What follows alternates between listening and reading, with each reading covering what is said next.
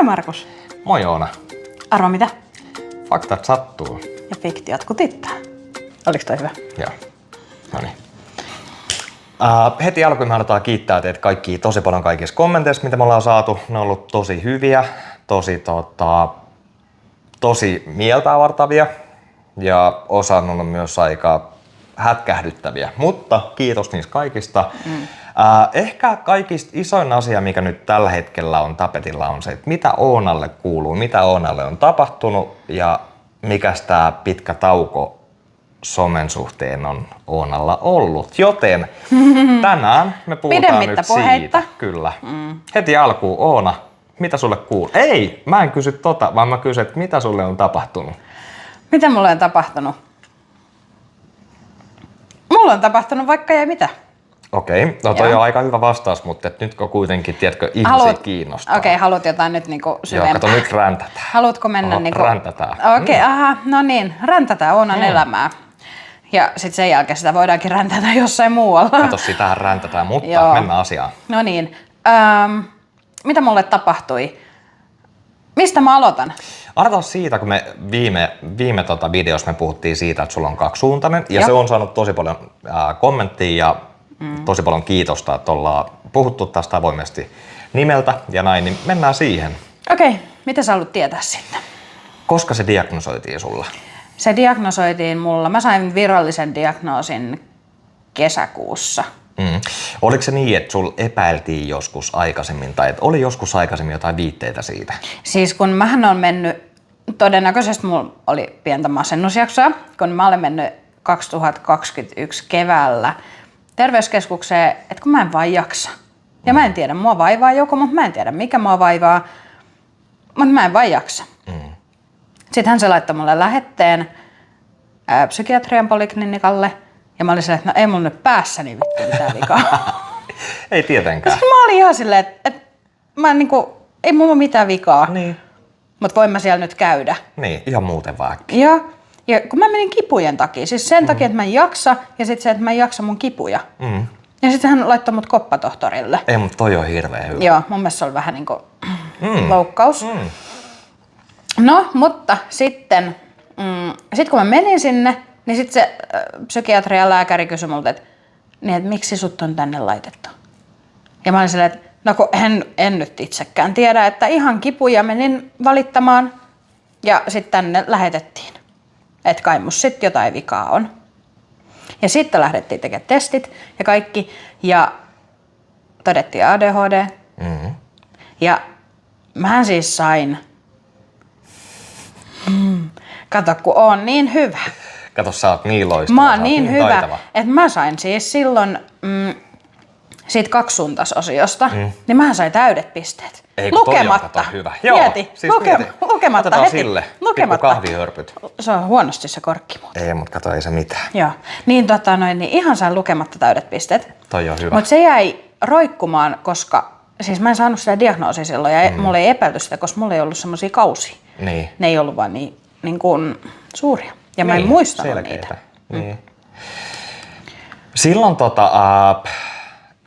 joku ystävällinen katsoja oli muistanut, että sä oot tehnyt joskus semmoisen tarinan siitä, että sä oot kertonut, että sä oot käynyt testeissä ja että onneksi sulle ei ole kaksisuuntaista. Eikö miten se meni? Siis niin kato, kun mä olin jakanut tätä että mä oon käynyt lääkärissä ja mulla epäillään vaikka ADHDta ja tehdään niin kuin mä jaoin sitä silloin. Ja sit silloin, kun tuli selväksi se, että mulla ei ole kaksisuuntaista, niin mä laitoin silloin tarinoihin, että ainakin se nyt on käynyt varmaksi, että mulla ei ainakaan onneksi ole kaksisuuntaista. Ja sit joku seuraaja laittoi musta silloin viestiä, että miksi onneksi. Niin, miksi onneksi? En tiedä. Kato, nyt mä haluan vähän kysyä. Ajatteleksä sä, että se on huono juttu, että jos on Kyllä mä silloin ajattelin. Ajatteleksä nyt? No en. Siis sillai on se. Kato, on hei se. Mieti nyt, että kuin tylsä elämä oot, jos sä oot vähän mokailu ja vauhtipäissä tehnyt kaikki asioita sillä, että on kaikki sveat ja kaikki ovella. Se on ihan hirveä tylsää ja tasasta. Joo. Eihän se olisi kivaa yhtään. Joo, totta. Miten sit kun sä sait tämän diagnoosin nyt keväällä, niin oliko siinä jotain sitä ennen, että sä jotenkin hakeudut hoitoon vai siis miten tää prosessi niin kuin meni? Siis mulla oli... Oli kausia. Ota mä nieleskelen ensin. Siis viime syksynä kun mä aloitin koulun ja niin vuosi sitten, joo, niin, niin siitä pikkuhiljaa mulla alkoi tulla semmosia pikkusen ehkä kierroksia. Ja ne kierrokset vaan kasvoi. Ja sit siinä lokakuussa, niin sittenhän mulla vähän niinku sumeni. Sillä lailla, että oli sit ehkä tälle jälkikäteen ajateltuna, niin saattoi olla pikkusen ehkä vauhtia. Ja se sit loppui kuin seinään. Se oli niinku ihan kerralla seis. Ei se ihan sillä lailla. Mä aloin huomaamaan sille, se oli helmikuun loppuvaiheella, ja mä aloin huomaa sille, että nyt mä en jaksa enää. Eikä. Ja mulla alkoi tulee sellaista, niin kuin, että nyt on joku vialla. Että mulla on niin semmoinen olo, että mä oon tulossa kipeäksi. Ei kun hei, joo, samaistun tuohon. Mä niin kuin aloin väsymään sille ja sitten aloin niin kuin hengästyä. Ja sitten kun mä olin pahtanut menemään 4 kuukautta. Niin, kaikki sielunvoimat oli käytetty. Niin, ja sitten ihan yhtäkkiä se alkoi silleen niin kuin tulee tosi raskasta. Ja se alkoi tulla pikkuhiljaa. Ja sitten mulla loppui työt ja mä ajattelin, että nyt mä oon vaan niin väsynyt kaikesta raatamisesta. Että mä vaan väsyttää. No mites sit niinku, kun sulla tuli tommonen vähän niinku väsymysjakso ja näin poispäin, niin mitäs sit tapahtui? No sit se kato paheni. Menikö se oikein tosi pahaksi? Se meni tosi pahaksi. Mä ekaksi olin vaan väsynyt ja sit mä vaan nukuin, mut sit mä aloin itkeä.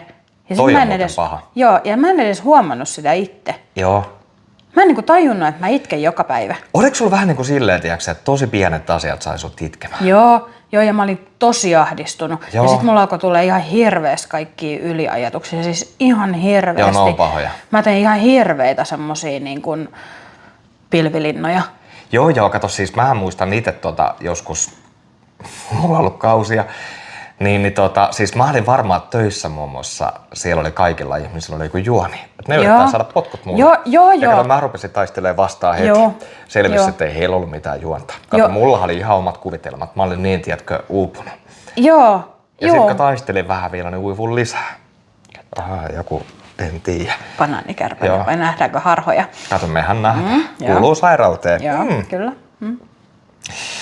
Mutta sit sulla meni tää pahemmaksi koko ajan tää asia. Joo. Ja oliko jotain semmoista käänteentekevää hetkeä, että sit sä tai niinku, että hakeudut sä jotenkin sit hoidon piiriin vai siis miten tää meni? No siis, sehän meni sit niin pahaksi, että tiedätkö sä semmoisen sanonnan kuin psykoosit tulille? Kato, mähän tiedän. Tiedätkö? Joo, on ihan tuttu. Niin se on ihan niinku oikea juttu, et ei oo pelkkä meemi. Ei, mutta toi on kanssa hyvä. Kato, nyt lähti kansi.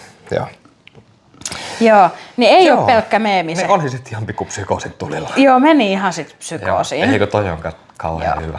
Et sit niin sitten mä pääsin siitä sitten avun piiriin. Eli ja sitten kun sä pääsit tähän avun piiriin, niin sit sä sait tämän diagnoosin.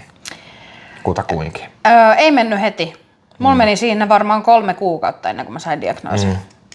Koska katteltiin signaaleja.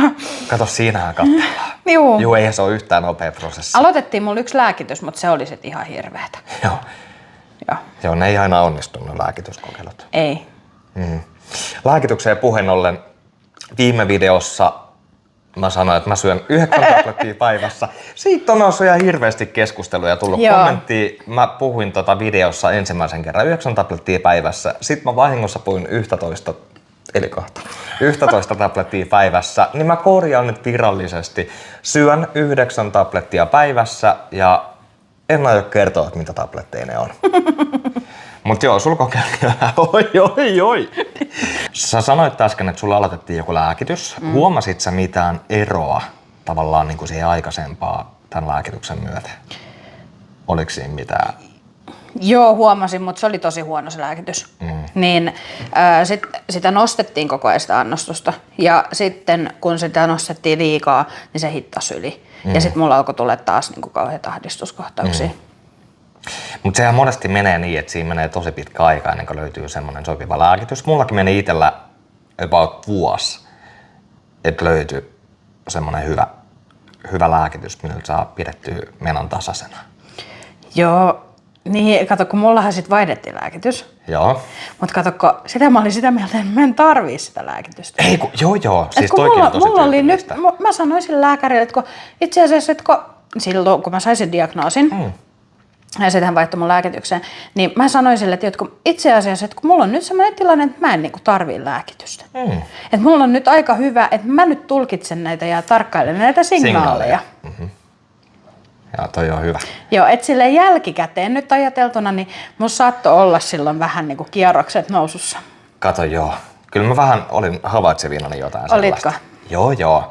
Mut kato, siinä ehkä kävi niin, että mulla oli itsellä kanssa vähän silleen kierroksia. Oliko näin? Ai jaa, Ihan en vähän, mutta ei huomannut. paljon. Ei paljon. En oo huomannut. Ei, mutta toi on kanssa hyvä. Mut joo. Mut siis, sellaista on kuuluu tällä hetkellä. Joo. Ja tosi paljon on ollut spekulaatioa meistä.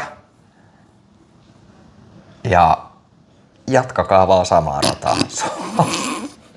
Se on hauska kuulla kaikkia kommentteja ja me aletaan niitä Joo, lisää ja se on ehdottomasti. hauska niin kun, että mä oon saanut oikeasti semmoisia pitkiä viestejä, missä niin kun, on niin kun spekuloitu, että mitä on tapahtunut ja kuka sä oot ja miten sä oot tullut mun elämään. Ja niitä on ollut tosi niin kun, mielenkiintoista.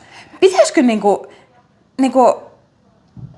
laittaa semmoinen, että kertokaa oma mielipide, että millainen kuvittelette, että mitä Hei, on. toi on muuten hyvä. Joo, Siis kommentteihin. Niin, laittakaa tulla siis, laittakaa meille jotain yksityisviestiä tai laittakaa kommentti ihan sama mitä kanavaa kautta laitatte viestiä meille, mutta siis spekuloikaa paljon siitä, mikä tää situation on. Että kuka mä oon, mistä me tunnetaan Oonan kanssa, mikä meidän suhde on, ihan iskekää kaikki tiskiin. Kato, me ollaan valmiita. Joo, ja ne, ketkä tietää, niin ne ei saa kommentoida. Ei. Sakon nuhalla. Sakon nuhalla. Et siitä vaan kuule kommenttia tulemaan. Me ollaan valmiita siihen. Ja tiedättekö te mitä? No. Me kerrotaan ensi jaksossa sit lisää. Kato, kun meillä on vähän asiaa. Meillä on kyllä asiaa. Ja meillä tulee joka päivä uusia tarinoita. Kato, kyllähän niitä tulee. Joo. Et faktat sattuu. Ja fiktiot kutittaa. Hei hei. Heippa.